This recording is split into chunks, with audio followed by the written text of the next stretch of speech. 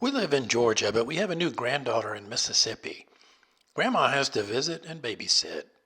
In fact, Steve and Gail here at S&G Airlines have made this trip often enough that we had to assign a flight number to it. Jasper, Georgia to Oxford, Mississippi and back.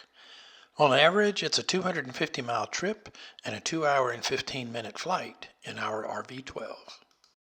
In preparation for flight, we pack an onboard snack. Not just the peanuts you get on Delta. We offer a chicken salad sandwich, Lorna Doone cookies, multigrain munchies, Oreo cookies, goldfish, and Twizzlers. During flight planning, I elected to make the flight at 3,500 feet due to more favorable winds at that level.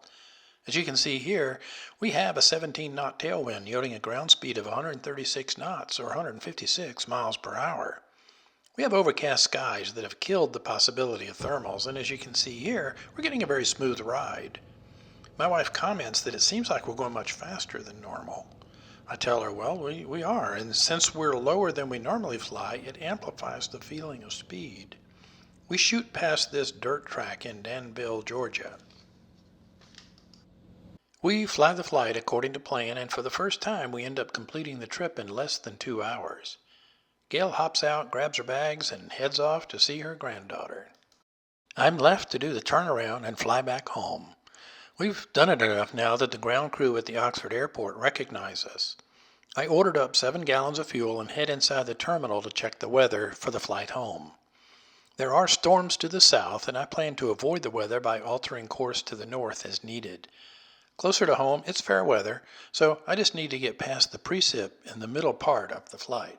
Taking off, I'm momentarily level at 3,500 feet eastbound, but when I see the 30-knot headwind, I continue to climb to 5,500 feet.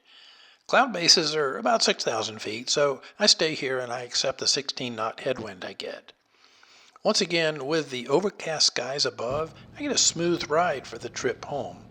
I sit back and relax, taking a few photos to share with you. Look at that curvy line of trees. Must be a small stream, and the trees grow along the banks.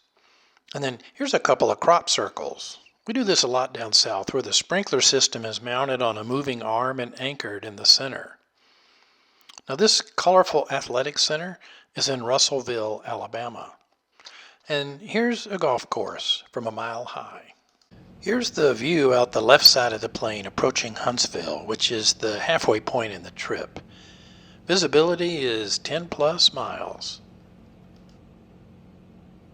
Now on the right side of the plane, mist and rain showers lower visibility to between 5 to 7 miles.